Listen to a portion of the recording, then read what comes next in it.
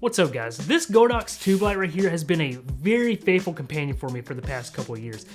But I decided I wanted to just explore some new options. There's nothing wrong with this light, it's a little dated, still uses like a barrel plug to charge, and I don't know, I just wanted to see what else is out there. So, in comes the new option here, this Smallrig RT25. Now here in a second I'll dive into what I really love and just a few of the quirks about this light, but all in all, just a short little review right at the top. I really love this thing. Like, it's got a pretty decent amount of power, and I think it's just super versatile. So the first thing you'll notice about this light is it has this massive NATO rail that expands across the entire back. So what's really nice about that is instead of having to rely on magnets to hold it up or these different little clips, which a lot of tube lights come with, you can buy NATO rail mounting accessories. So they're super tight, super secure connections, and it even has 1/4, 20, and 3/8 holes, so you really have just endless amounts of options for how you want to mount this up or hang it up. Then there's the power options with this light. So it has a USB-C port on the side, which is really cool because there's two main ways you can power. You can either use the battery grip, which you can buy this as a bundle with the battery grip, or you can buy it separate. I recommend just buying it with the battery grip. But if you didn't want to use the battery grip, you can still put this on a stand, run a USB-C cable from the port down to a power bank or some type of V-mount battery. Then there's the output of this light. Now this thing actually is strong enough, depending on what camera you use, I would say. And it is typically strong enough that you actually could use it as your key light. Probably don't really recommend it. It's not going to be your softest source, but you could use it as a key light if you wanted to.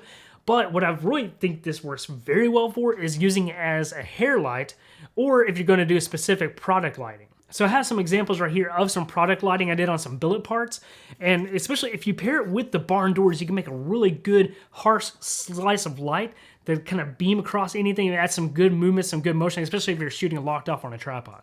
Then there's the diffusion of the light. Now as you can see right here, the entire front of this is just completely white, so all those little LED diodes are really just diffused pretty heavily, whereas opposed to something like my Godox light right here, though this thing still comes out pretty soft, you actually can visually see each individual diode.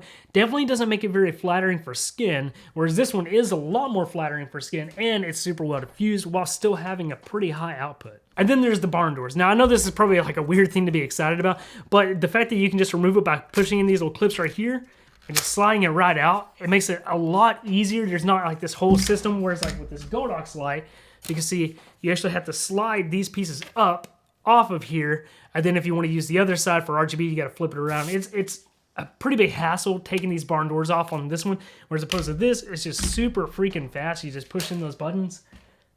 Absolutely love it. Now I do still have some nitpicks about this light. Obviously it's not 100% perfect, but first we're going to talk about the battery grip right here. I'm glad that it comes with the battery grip. It's very comfortable at least, but the battery life, especially if you're blasting this thing on 100%, which I frequently find myself doing, it's pretty abysmal. Like I think altogether at 100%, say if you're using 5600 Kelvin, you'll probably get about maybe an hour. It's very short lifespan as opposed to my Godox, so I'm used to. I can get almost 2 hours at 100% blast on it. So battery life not great on the battery grip itself, but thankfully, once again, it does have the power options. In a lot of cases, especially if I'm going to be leaving it on for that long, probably going to connect it to some other type of power source like a larger V-mount battery, or probably just directly to the wall. Then there's the controls. Now this one is probably the more annoying part to me. The controls themselves are okay. They take a little bit of getting used to it. It's a little finicky. You have the little control wheel, and then you have all these different buttons here. Takes some getting used to, but once you start to understand how to navigate it, it's not too bad. And you can even set up specific scenes, so you can store different settings and setups and things like that within it. That's all fine and dandy. But they didn't give it app control. Now I know that for the most part, this is a pretty budget-friendly light, especially when you compare it to something like Amaran or Aperture tubes. I just don't really understand why Smallrig didn't give access to their app control in this. They have a pretty decent app, and most of their lights use that app. Even some of their really small, little crappy on-camera lights use it. But for some reason, they just omitted it from this light right here. I don't really know why.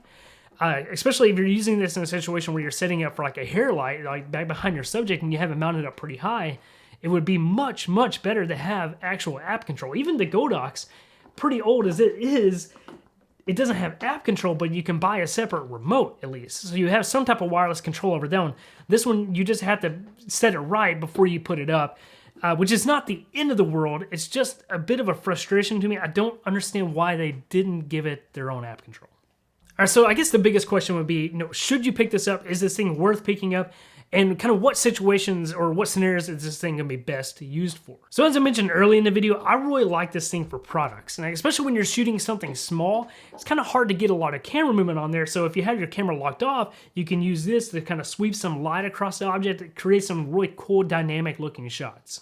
But another huge area where tube lights like this are super handy is for interviews. They make for the absolute perfect hair lights just because they're so light you can mount them up nice and high, and just about all of them have high enough output that they're gonna really help separate the subject from the background. Now, one final note on the RT25 is that supposedly Smallrig does have some accessories coming for it in the future. I know there is a grid that I would like to pick up for this thing that is on Smallrig's website. Eventually it's supposed to come out, but this light came out like midway through of 2024. Still haven't seen the grid yet, so I don't know if that's ever actually going to come or not. But like I said, just as it is, with the light itself, the battery grip, and the barn doors, I think it's a very worthwhile purchase. And the fact that if you already have one of these, you can buy a second one that's just the light standalone, have multiples of these daisy chained together. It's a really, really good option, especially if you're someone like me that doesn't feel quite comfortable dropping the pretty large amount of money for the Amaran tubes or for the aperture tubes.